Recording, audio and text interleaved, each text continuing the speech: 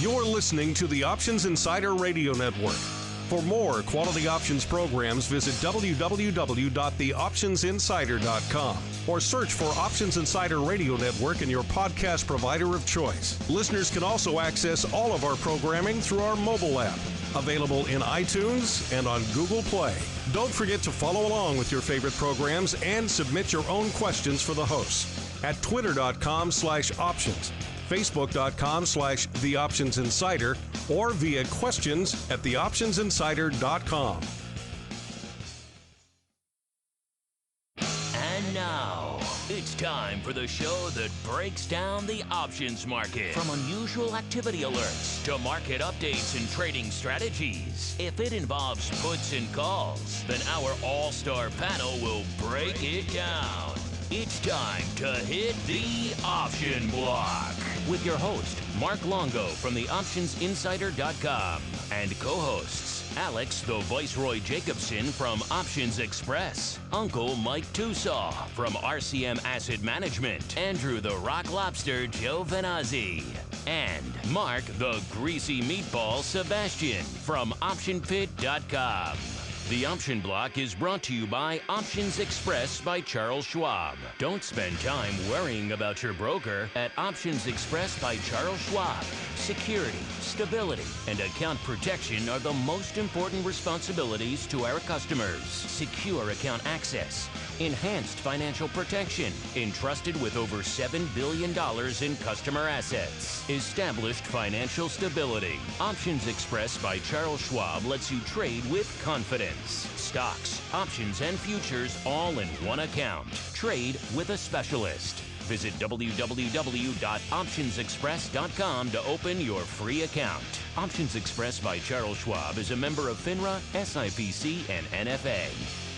All right, everybody, welcome back to the Option Block. We are, of course, your bi-weekly source for all things options related. A little bit of wit, a little bit of wisdom, a little bit of insight, some occasional unusual activity analysis. We'll get to that in a little bit, and sprinkle a dash of education and some fun on top of it all. Mix it all up in the old blender, and you have the Option Block. My name is Mark Longo from the OptionsInsider.com, as well as from the old Options Insider Radio Network. If you haven't checked them out, we got a legion of other programs on the network for you to check out. Vol Views, Option Playbook Radio, Trading Tech Talk, you name the subject. If you're a financial advisor who wants to learn about options, we got a program for you. If you're a futures options trader, hey, we got two programs for you. If you're into the tech side of options, we got one for you. If you're a basic retail options trader, we've got two programs for you as well, in addition to this one. If you're a very active retail, we got a show for you right here. We've got, you name it, institutional volatility trader, hey, we got a show for you too. You name it, we've got a program for you on the old network. Lots of cool stuff. Check it out wherever you find this program, or indeed in our mobile app, available for iOS, Android, and Amazon Kindle Fire devices. No shortage of outlets there for you guys to check out the old app. You can instantly stream all 300 plus episodes of the Option Block, as well as all of your other favorite programs on the network. Download those shows for offline listening. And if you have some questions, some comments, some feedback, hit that feedback button, that email button, that contact button there in the app. And you can see all of the ways to get in touch with us directly through the app. You can reach out to us on Twitter through the app, on Facebook, via email. You can even leave us a voicemail directly through the app. It's pretty cool. Check it out, the Options Insider Radio Network app, available on pretty much whatever device you have out there. All right, and joining me on the old all-star panel today, back from his vacation to parts unknown, but now he's rested and ready for some option blocking, none other than the Rock Lobster himself, Mr. Andrew Giovinazzi from OptionPit.com. Mr. G, welcome back to the program, sir. It is great to be back here. Rested and relaxed, I would say. I've got Sebastian now coming on to Option Pit in a little more timely fashion. So he's sharing some of the duties with me, though. So we had a good first day, chatted away. Was okay. And also joining us on the program today, you know him, you love him as the man of many hats, a.k.a. the Viceroy, none other than Alex Jacobson from Options Express by Charles Schwab. Mr. Viceroy, welcome back to the program, sir. Hey, good to be here. Exciting day today. Not a lot of stuff going on in the market, but a lot of M&A stuff, which always peaks the options market. So broad market itself quiet today, but two interesting M&A deals. The Merck deal was real interesting. They paid almost 3x the last price. And, that makes everybody in the options market start sniffing around for the next one. Yeah, always fun afoot in the old business. And of course, speaking of fun afoot, we are joined last but certainly not least by the man from the mountains himself, Mr. Uncle Mike Tusaw from RCM Wealth Advisors. Uncle Mike, welcome back to the program, sir. Well, always excited to be here. I saw Apple was down $550 today, so my clients were loving me because I had all the protective puts in place. And people make fun of hedging, but when Apple goes down $550 in a day, I am glad that I hedged, by gosh. Big aggressive sell-off in Apple today. We'll get to that and a lot of other stories because it's time, once again, for the trading block. It's time to break down the latest topics, trades, and trends in the world of options. It's time for the Trading Block. All right, everybody, welcome to the Trading Block. This is indeed the portion of the program where we break down what's trading, what's moving the old markets, what's lighting up our collective tapes today. And it was, from a broad index perspective, a relatively mild, relatively modest day on the old street. Most of the major indexes closing fractionally up or fractionally down today. Nothing really to speak of from an open to close perspective there. VIX cash ticking up a little bit on the day, about almost 0.3 of a point to back to the old 11 handle. We broke through it last week. That was probably the big story from a volatility and VIX perspective. A lot of people waiting to see if we can sustain and close down south of that 11 handle. We did indeed break through it on Friday. So perhaps we will start there. Senior G, it's been a while since you've been on the old program. What's your take on the malaise, quote unquote, out there in VIX these days, and anything else that caught your eye in today's market activity?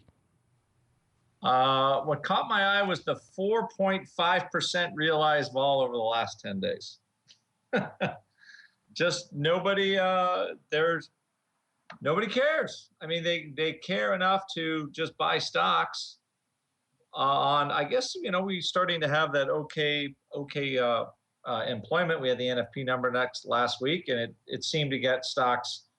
I was just thinking we were at 190 on the SPY, and I come back and I think we're 195 from vacation. So, the retirement account loves that, but it seems like we're kind of rallying on like a dearth of, well, I guess we have sort of an okay economic news. It's kind of a slowly growing Goldilocks type. That'll probably be the metaphor that you hear all the time. I don't know, metaphor, simile. I can never remember the difference. But I mean, vol should be here right now because there's no demand for it. When you see in some of the stuff in the odd block, the investors are buying calls. So folks are buying calls. They're not buying a lot of puts, and that makes vol go down. And that's exactly what we have. I mean, volatility is fairly priced for what we have. And I just put in our blog today, real simply, we had that kind of 2008 and 2011 two financial crises back to back. It seems like politicians are doing smarter things instead of stupider things. And, if you just kind of have that short-term trading mentality where your horizon is only the last 6 or 7 years, you would think that's normal, but that was actually pretty abnormal as far as vol goes. So you just have to take it where it is. Vol is low, but it should be here. That's all I'm going to say about that subject. Yeah, we touched on that on vol views last week. Listeners are probably listening to that today. It's actually realized vol has actually ticked up. The 10-day was only 4% when we were doing the show on Friday, so we got a 0.5 percentage point. Things are getting hot. Woo-hoo! Things are getting hot in realized vol land. But Uncle Mike, you touched on it earlier, and of course, this is the first day Apple post-split here, closing today at $93.70, up about $1.50 or 1.6% on this new trading price, this sub 100 price here in Apple. So first off, take us through the day that was, Uncle Mike. Obviously, it's still very early days, but do you think we're perhaps, like a lot of people are pontificating out there, we're entering a new era for Apple trading? People talked about when Microsoft had a dividend that kind of changed the nature of the stock. Sometimes when we see stocks split, it changes the nature of the way they trade. Do you think we're perhaps entering an era like that as well, or are we just taking the foot off the pedal for a minute so we could ramp up to another run to 1,000? Yeah, I'd love to have Apple or have another run up. I'm more than happy to take phone calls from angry clients complaining about rolling up covered calls from a stock that goes from from 93 to 1,000. But I think that to answer your question, my opinion is, are we entering a new era like Microsoft did a while ago, or is this just taking the foot off the gas pedal for a little bit? I think we're going to go to 100 in Apple. I really do. I think it just kind of the mental level, so to speak, of the stock touching 100. I think we are headed there over the course of the next few months. Whether that happens or not, we'll see. But I think once we're at 100, if we get the old Jesse Livermore bump from 100 to 110, or if 100 just acts as a spot for resistance, we will see. So I'm bullish on Apple, and my next area of caution, so to speak, is around the 100 level, because that's where resistance is. It was at 700 before the split. That was the high, so I think that the 100 level is a key number for Apple at this point. I agree. It is certainly, that's the next big psychological level everyone's paying attention to. If they break through there, then who knows where the next stop may be. I hope now that Apple has split, I hope personally that we're perhaps beyond the era, I suppose you can call it, of engrossing the brand in the stock price, using the stock price as some sort of advertising / marquee / premium thing to attach to your brand. Look at our stock. Look at how expensive it is. We're a marquee brand. We merit an astronomical stock price. Berkshire has been famous for doing that for years, but Apple really seemed to personify and popularize that. Once Apple started letting their stock price run and run and run, you saw other firms doing it in the tech space and others. It really became the hot thing to have a stock that was well north of 100. Of course, everyone here on the show knows that really doesn't help you. It just really just kills retail volume. It kills retail interest. Look at the options world, for God's sakes. They created an entire new class of products that no one wanted to touch, called the minis, entirely to address this quote-unquote problem of these marquee stock prices. So hopefully now we've seen some action on that front on Google. We've seen this action now on Apple. Hopefully others will follow suit, and we don't have to worry, at least for a little while, about some of these stocks becoming so astronomical that no one can trade options on them these days. All right, and take us home here, Alex. You mentioned a lot of M&A catching your eye in the marketplace today. We're going to get to one of those in a minute, but you mentioned the other one that caught your eye. That was indeed Merck. Walk us through what you saw out there with that transaction today. Yeah, Merck bought a Hep C company and paid almost 3x what it was trading for before they bought it. Now, they, of course, said in their public release today that there were numerous other bidders and the price had been driven up by the other bidders. So as anyone who buys the company says, they think they paid a fair price and a fair premium. But the fact that M&A picked up today, especially with the market being as quiet as it is, kind of these summer doldrums we're in, with M&A activity picking up today, you had a couple names go off at huge premiums. And, in the options market, that immediately starts the speculation as to, okay, who kind of looks like the company they bought?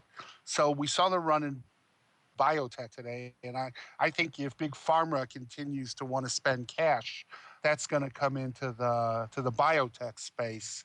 And those all had nice runs today. I mean, you could just kind of go down the list and see that they all popped today. So that's always also fun in the options market when M&A picks up. And I'm not encouraging anybody to speculate on the next possible takeover, but we'll talk in a little bit about what happened with Family Dollar, where we saw unusual activity and it popped. And that makes for interesting times in the options market. It also makes for interesting speculation by all the newsletters and gurus as to what are the next possible targets. And in many ways, that's one of the most interesting ways to use the options markets. So today was a lot of fun from that standpoint. Speaking of options and M&A, Alex, before we get on to the big Family Dollar, Dollar General brouhaha that we were so prescient on, some other news coming out of this space. I wouldn't call it news, more as just talk, just rumor mill mongering coming out of Reuters that Deutsche Bourse may finally be looking to spin off, to sell off your old buddies there, the ISC.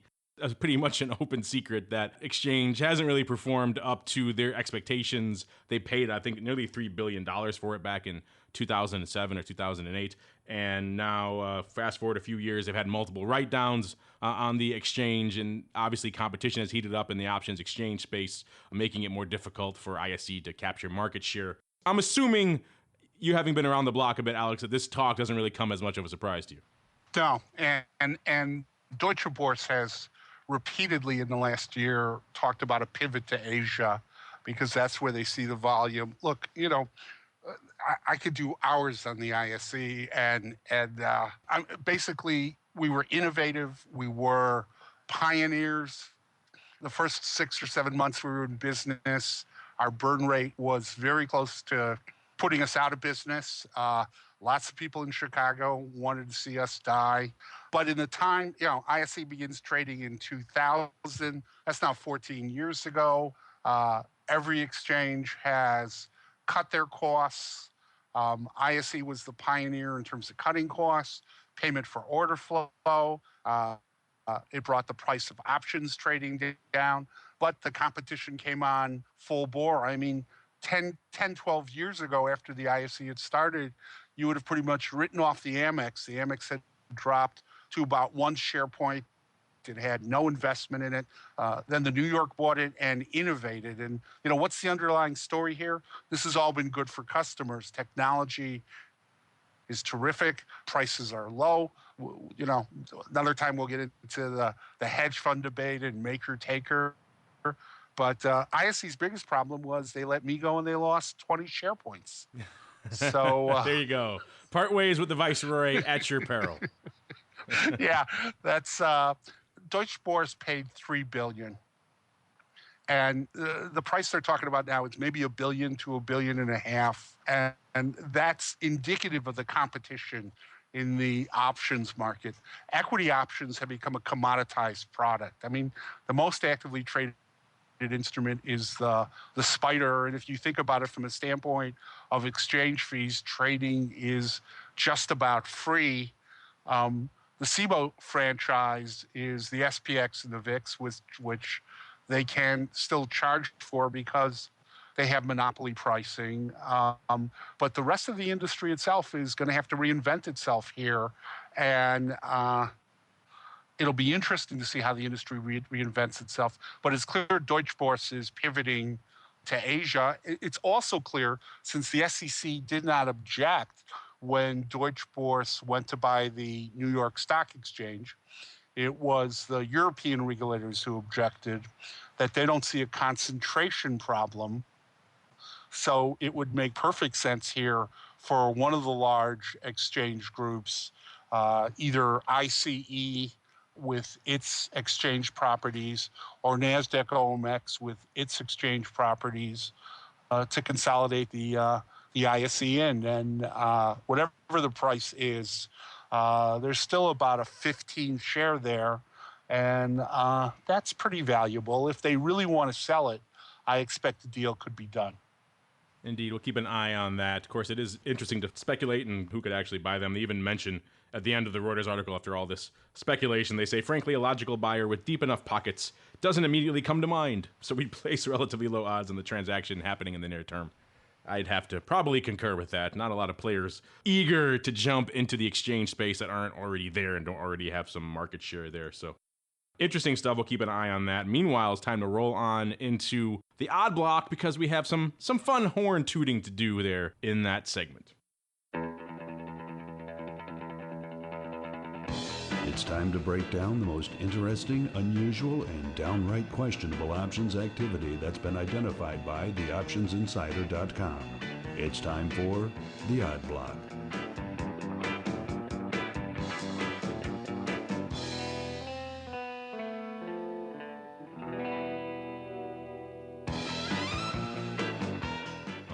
Everybody, welcome back to the Odd Block. This is, of course, the portion of the show we profile the weird, the bizarre, the sometimes downright unusual or perhaps ominous activity that we see lighting up the tape in the old options market. Going to kick things off looking back a bit, actually, to our last show. If you remember, listeners, we spent a while in the Odd Block pontificating on and analyzing a weird trade that went up in Dollar General. I'll just run down a little bit of a synopsis here for you in case you missed the last episode.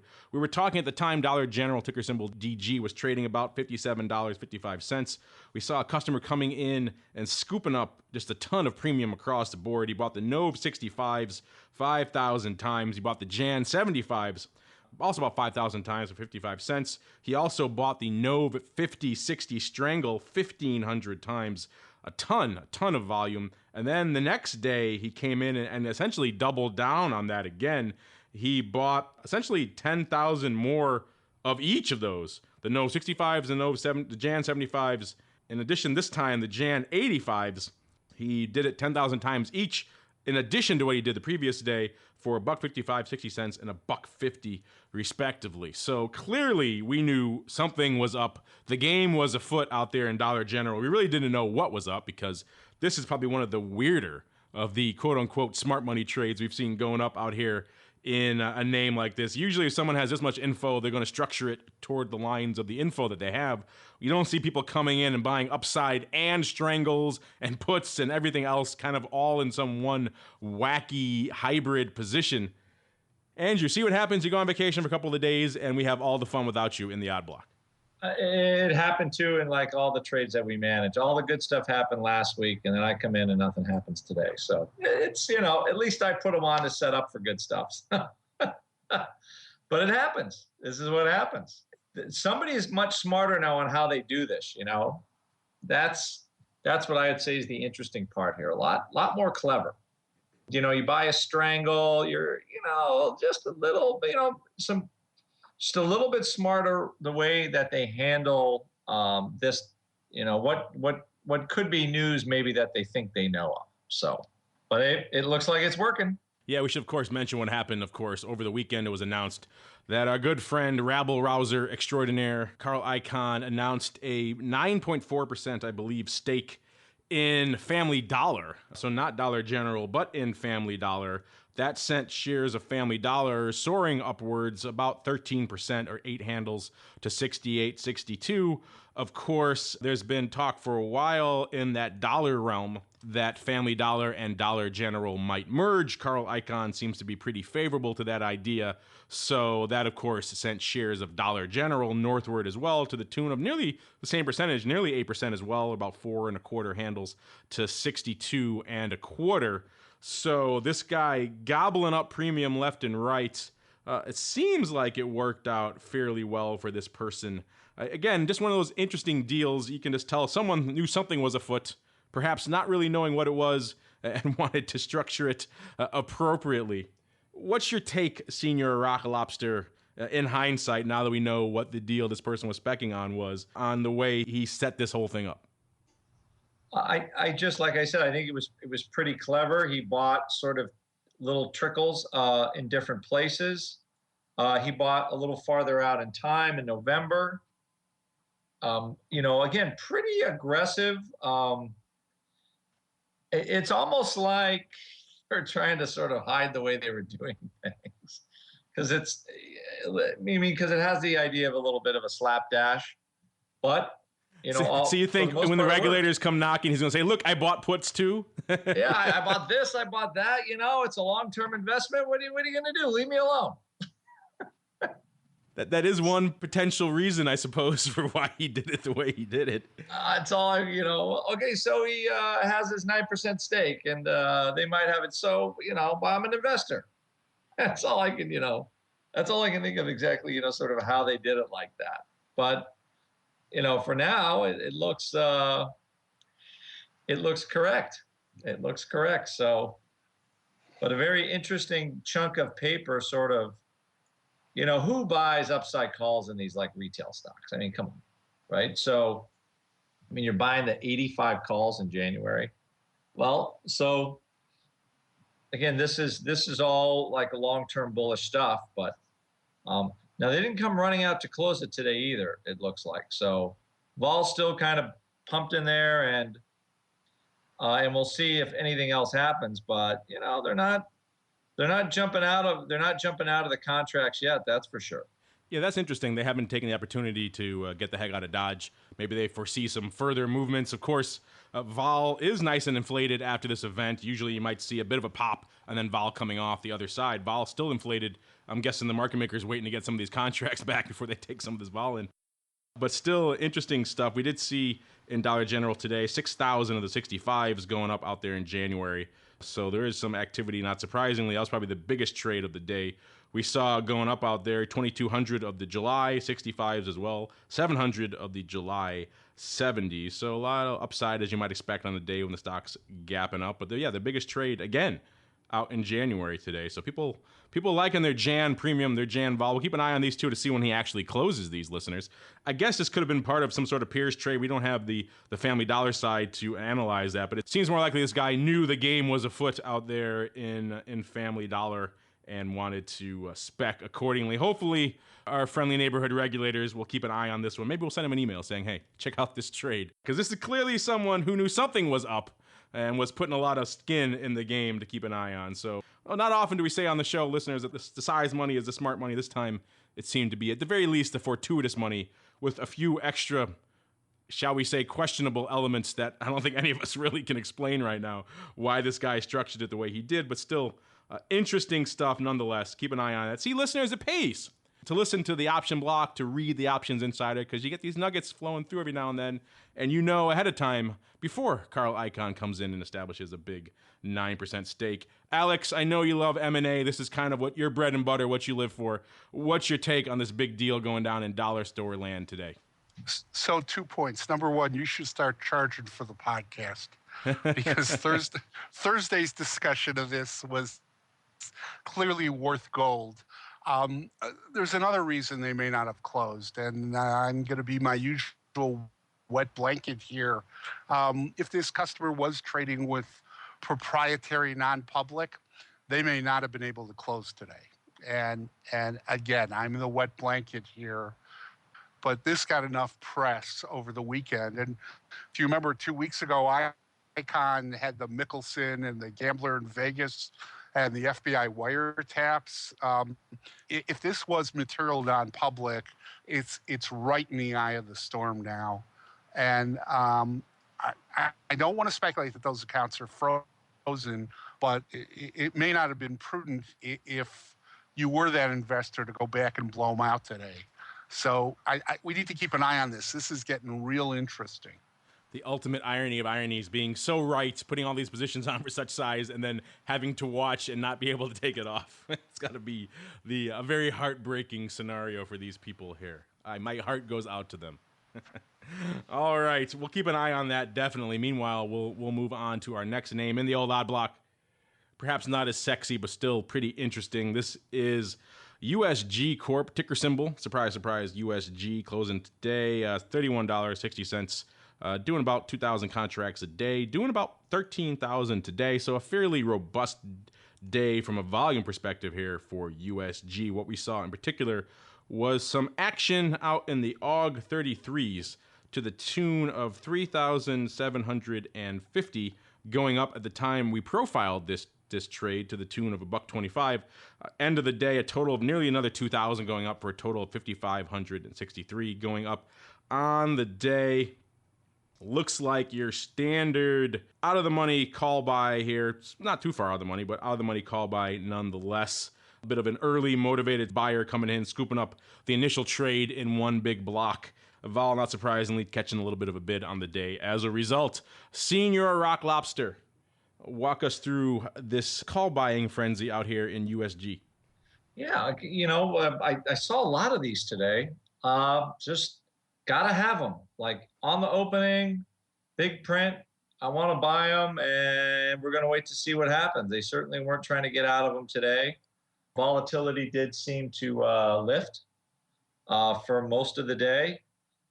And, also too is the term. Like they're buying August. They're not buying next week. So, it's almost like the narrative of this, rising market or looking for stocks that haven't done much this year. Stocks that just basically, they make drywall and stuff.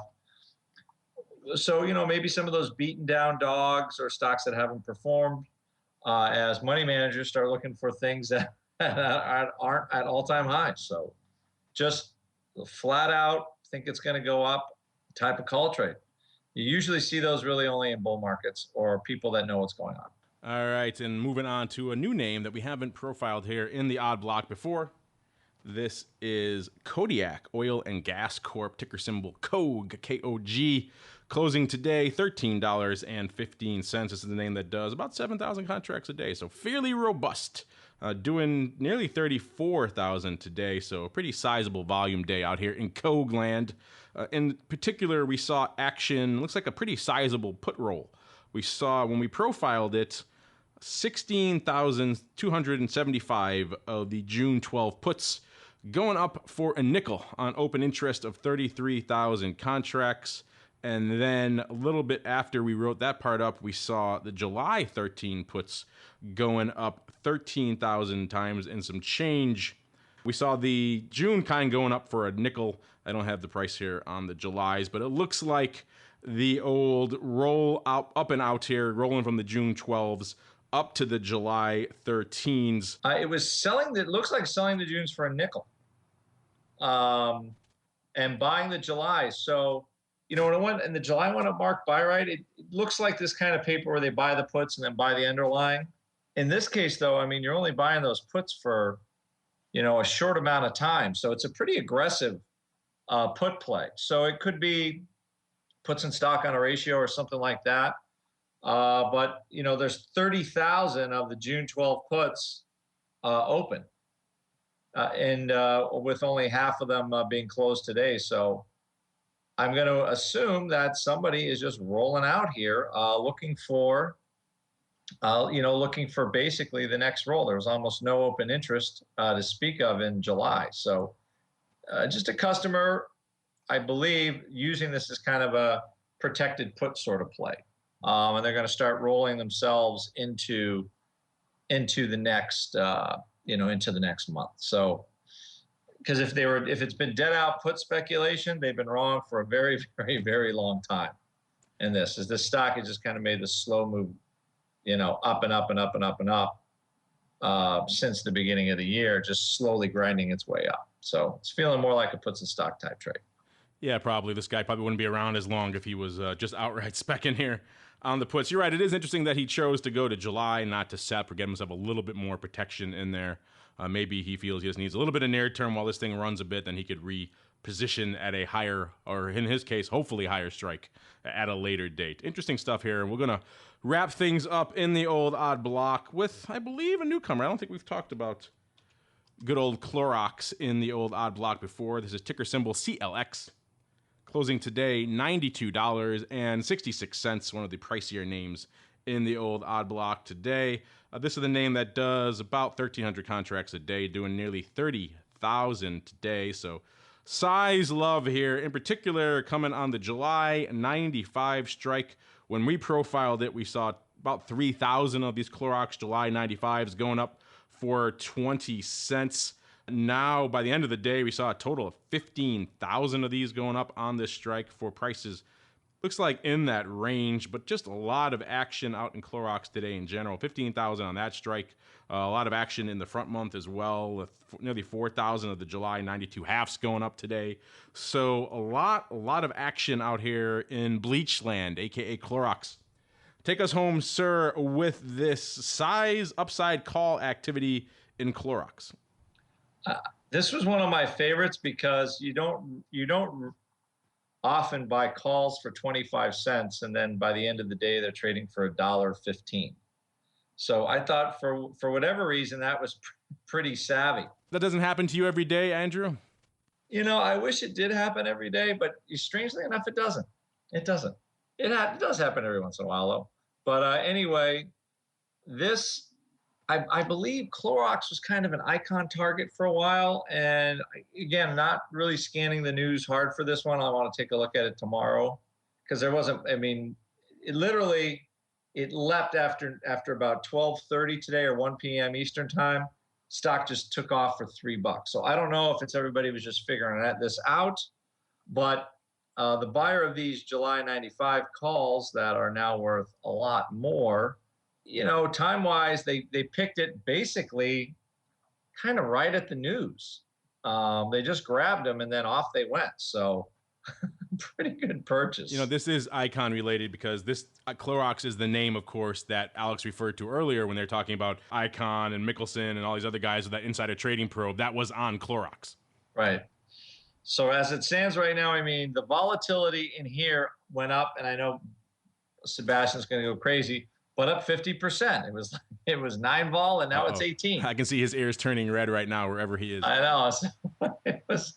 It was a huge move, and golly knows where this thing goes. But I think somebody's just jumping on the old Icahn bandwagon here.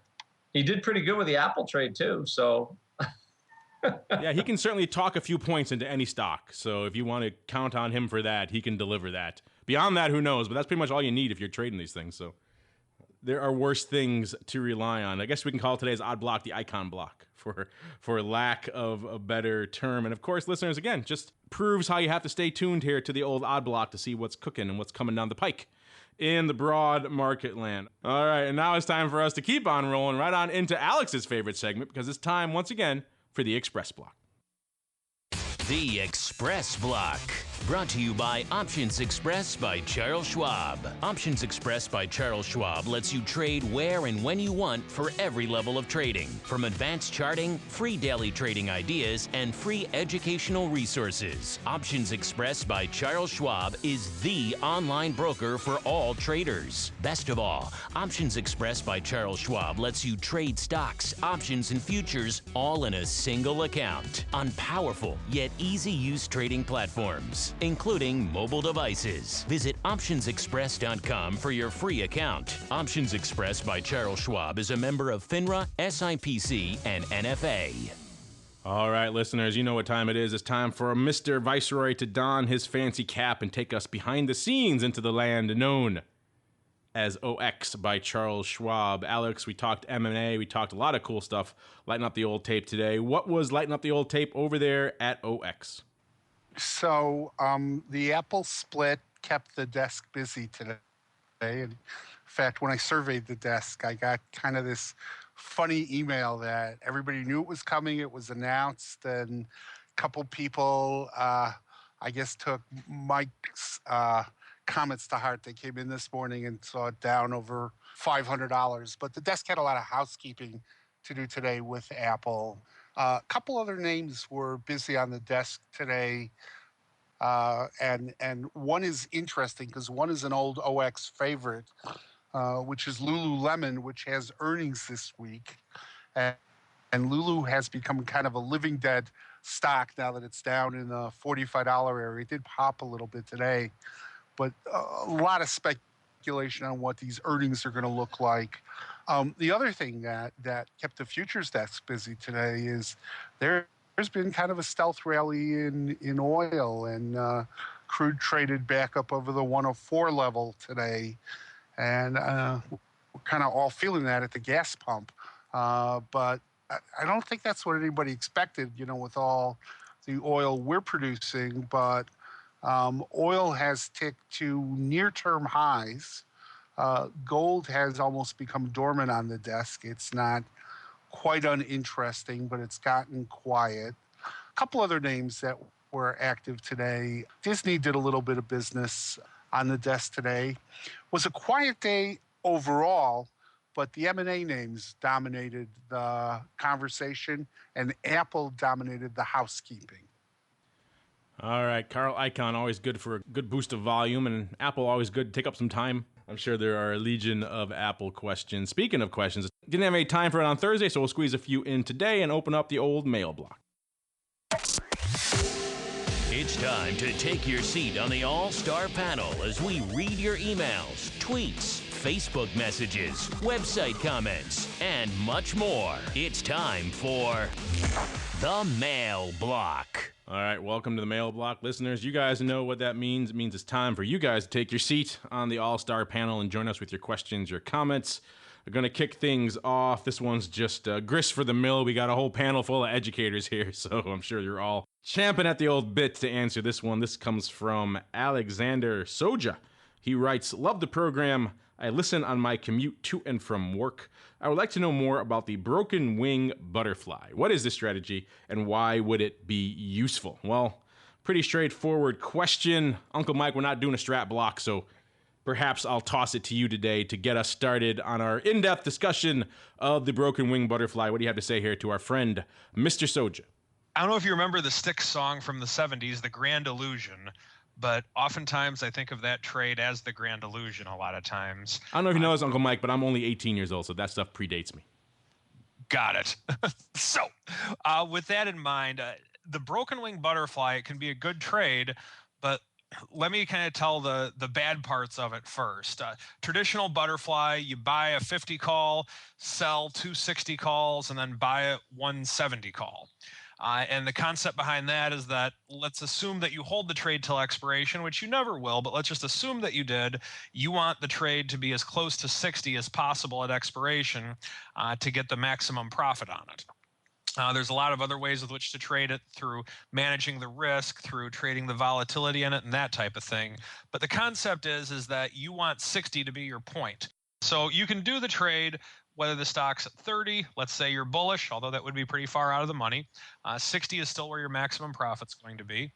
If the stock is right at 60, then you believe the stock's going to stay around the same. And if the stock is at 80 or 90, let's say, in theory, you think the stock's going to go down. Now, what the broken wing butterfly does is that takes away some of the cost of the trade. So for a butterfly, it's always going to cost a debit, unless you're doing some type of multi-exchange arbitrage, with which I don't even think exists anymore. It's going to cost you a debit to do a traditional butterfly. What a broken wing butterfly does is it expands one side of the butterfly. So instead of doing a 50, 60, 70 butterfly, you're doing a 50, 60, 80 butterfly, let's say, in theory. Now, the advantage of it, let's say the stock is at 50. The advantage of it is that if the stock is that there won't be, in theory, there'll either be a lesser debit on the cost of the trade, or there will be no debit, meaning it's an even money trade, or it could possibly even be a credit. That's the advantage of doing a broken wing butterfly. And still, the same concept is that 60 is your point of maximum profit. Now, of course, the disadvantage on that is that you have 20 points of risk between 60 and 80 now, instead of just 10 points like you did before between 60 and 70.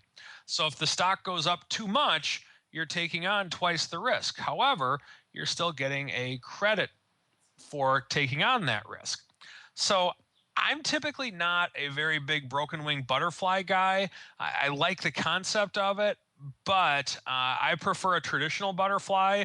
I think it's simpler, it's easier to manage, and the only way with which I would use is maybe if I traded into one from several other trades, and I've done that several times in the past. But traditionally, I prefer a traditional butterfly. My opinion is that it is easier to manage. However, if you feel comfortable with a broken wing, have at it. Yeah, you're right. I'm not a huge broken wing fan myself, Uncle Mike. The gist of the broken wing butterfly is usually you put it on, you want to put on a butterfly, but you have some bias in some direction, hence the broken wing usually in that direction. But if you're going to do that, you might as well just do a spread aimed more directly at that direction rather than the broken wing fly. So I mean, it has some utility, but I'm more like you. If I utilize them, I tend to end up in them because I traded into them rather than I established them from the outset. Kind of like the stupid. I never use them unless it's a rolling stupid. But yeah, I'm not a huge fan of the broken wing butterflies. Butterflies have a purpose. They're much more of an omnidirectional strategy, a vol strategy. In that case, the broken wing doesn't make a heck of a lot of sense unless you have some aggressive bias, in which case you probably should be doing something else. Senior Rock Lobster, you a big fan of the old broken wing butterflies? Yes, now that I'm checked in mentally, to me, it's still like it's a volatility trade, really. You're trying to essentially sell volatility, and trying to do it we'll just call it in a risk-controlled manner. It's I think of it in terms of stages. Like if you do just a straight-up ratio call spread, buy one, sell two, you're still short a contract. At least the broken wing butterfly, you have a gap between those upper short and long contracts, but it's not net short. So it's a more risk-controlled way to sell option volatility.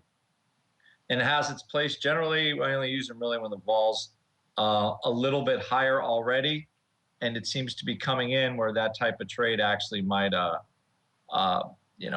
generate some kind of decent money on it. Yes, it is definitely preferable to the naked ratio when you're talking from a risk management perspective. So in that sense, it does have some value. Speaking of value, going to move on to a question here from MrTeenzy. I believe that may be a Simpsons reference, although I'm not sure. I'm a little out of touch with that program. But he writes, all this talk about co-location for HFT firms, but don't brokers like OX also co-locate to speed up transaction times? In which case, isn't co-location benefiting the retail guy like me? Excellent question, MrTeenzy. All this drumbeat out in the media, Flash Boys, etc. HFT, high speed, is disenfranchising the little investor, is squeezing them. Mr. Viceroy, what do you have to say here to our friend MrTeenzy? So we don't co-locate, but keep in mind we have our own smart router, and we route to specific wholesalers, specific consolidators. The benefit of co-location clearly is hyper speed, but there's also a lot of expense to co-locating. You're still going to have to be able to talk to the Citadels, the Susquehannas, the people a smart router is talking to, and you're trying to keep costs down. So we're not hosting a lot of very high-speed trades. A lot of our business, if you look at the top 4 or 5 names, are the two big SIBO names, the SPX and the VIX, and we're fairly close to them, even though their servers are in New York. But we're not big fans of it, and we try to keep prices down. So no, not here.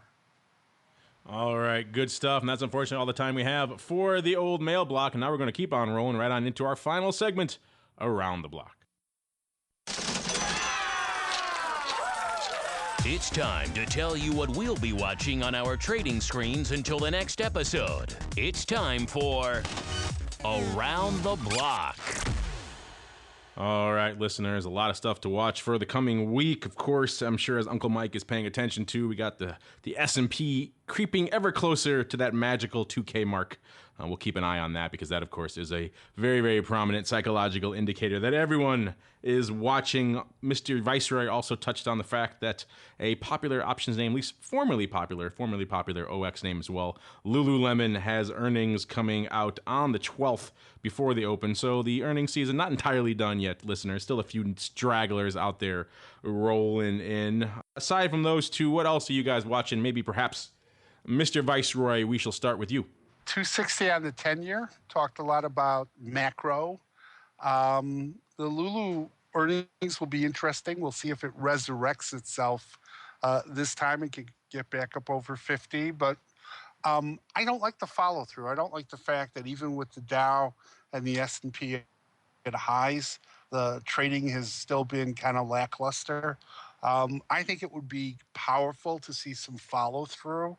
And hopefully we'll see that when the Dow gets up over 17,000. I mean, we're 16,970 today, intraday high, and then we backed off that. So I'm a little concerned about the lack of follow through. The big psychological levels, as you pointed out, S&P 2000, Dow 17,000. I'd like to see those, and I'd like to see some follow through. All right, and Mr. Uncle Mike, what are you watching for the rest of this week, sir? Well, aside from what you just mentioned, a point that I'd like to make on the SPX at 2000, not only is that a psychological number barrier, but the other part to that is that the 2009 lows were 666, and 2000 will be just over triple of what that was. So all you had to do was buy the low in 09 and your money would have tripled by now. It's that easy. A couple of other things with which I'm watching. Number one, gold. I think I need to have Carl Icahn tell people that he has a holding in it, so that way it'll actually start moving a little bit. It's been like watching paint dry the last week. Curious to see what the reaction will be of it as the week goes on. And then the other thing is FXI, the China ETF. Looking at that, we just broke through 3750 today and wanting to see if that can continue to follow through. All right, and last but certainly not least, Mr. Rock Lobster, take us home. What are you watching for the rest of this week? Watching gold, commodities, oil, just the oil's curious. Not quite sure what the reason is. Vol's super cheap in there again. All the emerging markets seem to be emerging again, starting to perk back up toward some higher levels of the year. So I still think that has a good chance to outpace the S&P 500, although now all of a sudden the SPX is starting to catch up again. So, I think vol is, again, still fair. We just don't have a lot of catalysts for a move one way or the other. And right now, when the market has nothing to do, it looks like it rallies a little. So, and after that non-farm payroll report we had last week, didn't mention it much today, but the stocks seem to like it. And as far as just good enough, I mean, I assume the Fed's going to have to raise rates at some point, and stocks I think are pretty much discounting that, or they realize it's going to have to happen, and everybody's good with it. So, and I think, again, that's another reason why we don't rally, and why these rallies are kind of shorter in duration, mostly because the Fed is done helping. If anything, they're going to start tightening things up again. So, and that puts kind of a damper on the upside. And I think that's part of what's been going on here. All right. Speaking of dampers, that's going to do it for this episode of the Option Block. It's all the time we have, listeners, unfortunately. But before we go, really quickly, let me check in with each of my cohorts here on the old All-Star panel, see what they have cooking that may interest you. Starting off with you, Uncle Mike Tusaw. What's cooking over there in the land of RCM Wealth Advisors? Well, I just want to reiterate what I had said on the last show. If you are in the saving phase of your retirement and you would like to work with someone who will work with you, I am more than happy to speak with you personally. Like I said last week, I'd like to work with people who are in the saving phase. And if you want to work with an option guy, so to speak, feel free to contact me, mtusaw@rcmam.com, or my direct line, 312-212-3531. There you go, listeners. Never underestimate the value of having someone set up your calls and roll your puts for you. It's good stuff. Particularly someone like Uncle Mike, who can also write a few weeklies and other things to help offset all the prices of that juicy protection. All right. Speaking of things in the juice land, Mr. Giovinazzi, what's coming down the pike over there at the pit? We have a webinar that will be on our website soon for June 21st. Basically about, actually similar to what Mike is, more Mike was talking about, more along portfolio management, option strategies you can do with the market at a high, looking for some protection and a little bit of income or a little bit of extra income, but mostly too protection oriented now that we're up at this level, but without spending, a small fortune on the protection. So I think there's some interesting ways to do that now, ways that are, sustainable with an equity portfolio. So that's what Mark S. and I will be covering on the 21st. It will cost money, or you could pay Mike to do it for you. Either way, it's your choice, but nothing's free. But surf on over to optionpit.com. It'll be June the 21st. Nothing's free except this show, which, as we've already proven, is well worth the value. All right. It's worth at least 3 times what it costs. Exactly. Maybe 5. I'll go 5x even. All right. Take us home, Mr. Viceroy. What's coming on the pike over there in the land of OX education and live events? We'll just showcase a couple of events, but there is a full webinar schedule. Jimmy Ruzan, who does our live event, hasn't put up his June date and city yet, but as soon as he does, we'll publicize it. 2 events on June 11th, Wednesday of this week. Mike Zaremski, who runs our futures desk, is going to do an introduction to trading futures and features of the OX futures platform. And then Nina's going to do another event on the 11th, again for new traders. And I know sometimes when I talk about these events, people say, well, it's a newbie event. She's going to talk terminology. And we were kind of talking, I was talking to my new boss today about a Greek and volatility piece we're creating here. And she asked me the question, she said, who needs this? And I said, surprisingly, you will find everyone needs it, even if they're a newbie or an experienced trader. Keep in mind, experience, lots of years of experience doesn't always mean lots of knowledge. It's the old analogy about, I've been driving 20 years, but I've been doing it wrong. There's always a lot to learn. So two events, futures and terminology. We also are rebuilding our education center, so a lot of the videos that are up there will have new versions up shortly. Come to optionsexpress.com, click on the education tab. Everything is free. All the events are free. All the education is free. And that's what's going on. All right, good stuff, Mr. Viceroy. And of course, on behalf of the Viceroy and Uncle Mike and the Rock Lobster and myself, I want to thank all of you out there in the listening audience for downloading and streaming and subscribing to the show, and of course for sending in such great questions. Keep them coming, and we'll see you next time right here on the Option Block.